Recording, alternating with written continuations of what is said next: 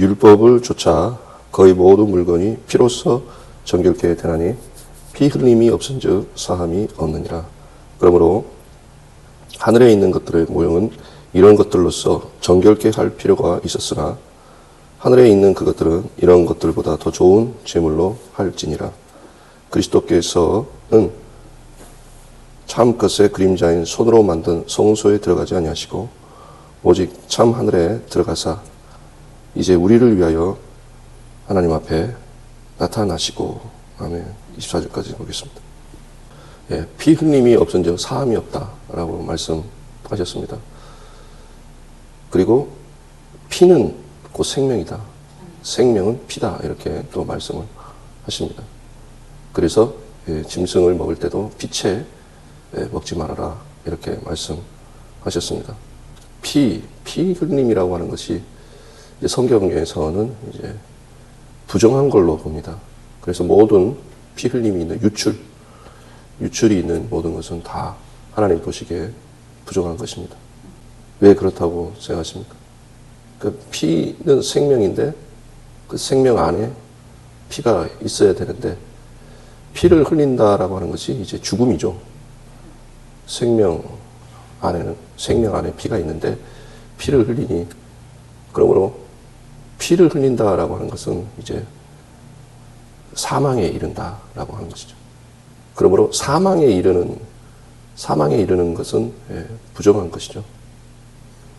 근데 사망이라고 하는 것은 죄의 삭시거든요. 죄의 결과로서 사망입니다. 그러므로 죄의 죄의 어떤 열매, 또 가장 추하고 더럽고 악한 열매가 사망입니다. 정결이라는 말을 쓰잖아요. 정결. 그러니까 우리가 어제 봤지만 죄라고 하는 것은 우리가 죄를 사하시고 정결이라고 했을 때는 우리의 더러움을 정결케 하시는 것입니다. 그러므로 대제사장이신 우리 예수님은 우리의 죄를 사하시고 우리를 정결케 하시는 분입니다. 그러니까 정결이라고 하는 것은 어떤 더러운 것의 반대말이죠. 그러니까 더럽지 않도록 우리를 정결케 하셨다라고 하는 것입니다. 사망에 이르는, 그러므로 사망에 이르는 어떤 그 죄의 더러움이라고 우리가 말할 수가 있습니다. 그러니까 더러움이라고 하는 것은 죄의 더러움이고 사망의 더러움이라고 말할 수 있습니다. 사망에 이르는 죄의 더러움이다. 죄라고 하는 것은 더러움이 있다라고 하는 것이죠. 그리고 죄는 사망에 이르게 하는 것입니다. 그러므로 사망에 이르는 모든 죄는 더러운 것이 되는 것입니다. 피를 흘린다는 것 자체가 사망에 이르는 거기 때문에 그걸 우리가 더럽다라고 말할 수가 있습니다. 그런데 피 흘림이 없은즉 사함이 없다라고 했습니다. 그것은 예수님께서 피 흘림으로 우리가 사함을 입었잖아요. 근데 우리가 피 흘리는 것은 사망에 이르는 것이죠. 그러니까 피를 흘린다는 것 자체가 더러움이에요. 그러니까 피를 흘리는 것은 모두 부정한 것이고, 그래서 아이를 낳을 때도 부정하다고 보는 것입니다. 왜냐하면 죄 중에 출산하기 때문에 그런 것이죠. 왜냐하면 사람이 피를 흘리는 것은 그야말로 사망에 이르는 것이죠. 그렇기 때문에 그 피 흘림은 더러운 걸로 보고 있습니다. 그래서 아들을 낳을 때도 7일 동안 부정하다고 보고, 딸을 낳을 경우에는 14일 동안 부정하다고 보는 것입니다. 모든 유출병은 대부분 7일 동안 부정하다고 보는 것입니다. 그러나 그것은 사망에 이르는 거기 때문에.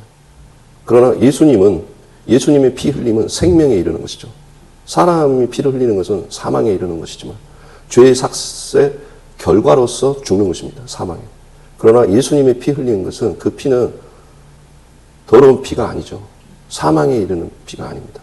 생명에 이르는 피이기 때문에 모든 제물의 그 피 흘림은 예수 그리스도의 피 흘림을 예표하고 있는 모형이 되는 것입니다. 그러므로 부정하다. 우리가 정결함의 반대가 부정이잖아요. 성경에서 가장 큰 부정은 시체를 만지는 것을 부정한 걸로 보았습니다. 여러 가지 부정의 규례가 있지만 시체를 만지는 것은 부정하다. 이것도 어떤 사망의 결과물이잖아요. 시체라고 하는 것은. 그러니까 그것을 만지면 부정하다. 이렇게 성경에서 말하는 것입니다.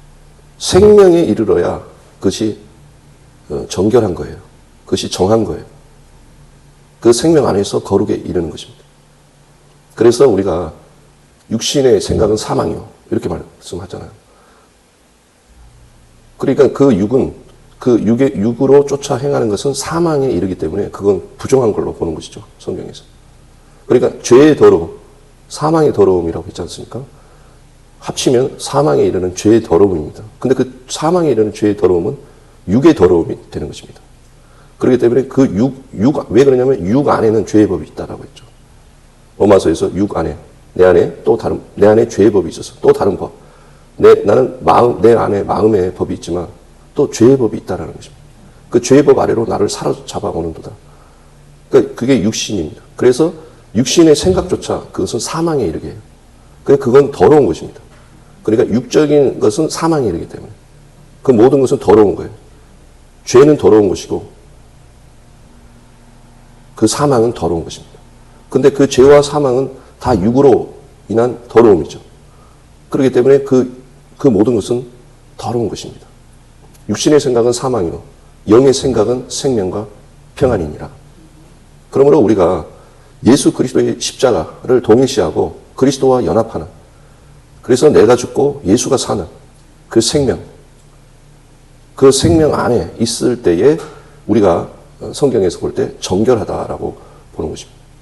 요한복음 10장에서 예수님은 내가 생명을 얻게 하고, 내가 온 것은 생명을 얻게 하고 더 풍성히 얻게 하려는 것이라 그렇게 말씀하셨습니다. 그러니까 우리에게 오셔서 생명을 얻게 하고 그리고 더 풍성히 얻게 하시려고 오셨다라고 하는 것이죠. 그러니까 먼저 생명을 얻게 하신 것이죠. 우리에게 거듭남을 주신 것입니다. 그것은 하나님의 은혜로 우리에게 주어진 것이에요. 그런데 우리가 거기에 머물러 있지 않고 그리스도와 연합하는 그 신앙생활을 통해서 내가 죽고 예수가 사는 의에 대해서 살고 생명으로 살고 썩지 아니할 것으로 살고 영광된 것으로 우리가 사는 그 영의 생명, 그 생명 안에서 우리는 그리스도와 연합하는 것이죠. In Christ, in Jesus가 되는 것입니다. 정말 예수 안에서 내가 발견되고자 한다라고 하는 바울의 고백처럼, 그래서 내가 예수 안에서 내가 발견되기를 원하는데 그걸 위해서 어찌하든지 주의 죽으심을 본받아서 죽은 자 가운데서 다시 살려고 한다라고 하는 것입니다. 그 생명, 여러분 참 신기하게 구약을 생각해 보면 여러분 상번제라는 게 있습니다. 항상 번제를 드려요. 매일 번제를 드립니다. 매일. 그러니까 아침에도 번제를 드리고 저녁에도 번제를 드려요. 해가 뜰 때 번제를 드리고 해가 질 때 매일 번제를 드립니다. 여러분 날마다 죽노라 하는 바울의 고백과 일치하지 않습니까? 매일 번제를 드려요. 바울은 날마다 죽노라고 말하는 것입니다. 그러므로 내가 그리스도와 함께 십자가에 못 박혀 죽었나니 그런즉 이제는 내가 산 것이 아니오 오직 내 안에 그리스도께서 사신 것이라. 예수 그리스도의 그 생명 안에서 예수가 내 안에 살 때, 예수가 내 안에서 왕노릇할 때 우리는 그것을 생명 안에 in Christ, in Jesus라고 말하는 것입니다. 그것이 바로 그리스도와 연합하는 거예요. 그것이 바로 그리스도의 옷으로 옷 입는 것입니다. 우리가 옛사람을 벗어버리고 새 사람의 옷을 입는 것입니다. 그것이 그리스도의 연합이에요. 그 생명. 그런데 우리가 생명을 얻었는데 다시 육으로 돌아가는 것은 구약의 표현으로 빌면 시체를 만지는 것과 같습니다. 부정하다고 보는 것이죠. 이미 죽은 자예요. 이미 죽은 자를 다시 거론하고 다시 그걸 붙잡고 있어요. 이전 것은 지나갔다고 하는데 다시 또 붙잡고 있습니다. 생각조차 사망이라고 하지 않습니까? 그러니까 그것을 성경에서 부정하다라고 보는 거예요. 그러니까 율법의 규정으로 보게 되면 가장 부정한 그 기준, 시체를 만지는 것과 같은 것이죠. 죽은 것을 만졌어요. 더러워진 것이죠. 죄의 삭시의 결과인 시체를 만지게 된 것입니다. 부정하다고 보는 것입니다. 그래서 우리 예수님께서는 우리의 죄를 사하시고 우리를 정결케 하신 예수님 자신이 친히 피를 흘리시고 우리가 흘린 피와 다른 것이죠. 고귀한 피를 흘리시고 지금도 죽으시고 죽은 자 가운데서 부활하시고 하나님 보좌 우편에 앉으셔서 우리를 위해서 계속해서 생명의 풍성한 생명을 주시고 속죄의 은혜를 베푸시고 우리를 위해서 중보하신 참된 제사장으로, 참된 언약의 중보자로 우리 예수님이 이 온 땅을 다스리시고 우리에게 속죄의 은혜를 베푸시는 제사장이다 라고 하는 것을 이 히브리서에서 증거하는 것입니다. 저와 여러분이 정결함을 입고 하나님의 의에 이르고 또한 우리가 그 생명 안에서 우리가 정결함을 입고 거룩에 이르는, 이것은 어떤 무거운 주제가 아니라 그 생명의 풍성함과 그리고 그 영광의 풍성함, 기업의 영광의 풍성함을 우리에게 전해주는 것입니다. 저와 여러분이 어떤 무거운 주제가 아니라 정말 우리에게 본질적으로 그 생명의 기쁨과 영광과 능력을 주는 우리 주님의 속죄와 우리를 정결케 하신 이 놀라운 진리를 따라서 오늘도 허리띠를 단단히 메고 승리하시기를 바랍니다.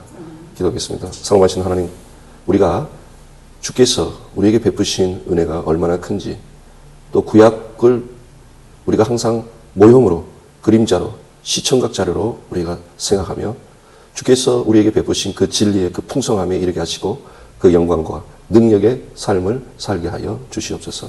감사드리며 예수님 이름으로 기도합니다.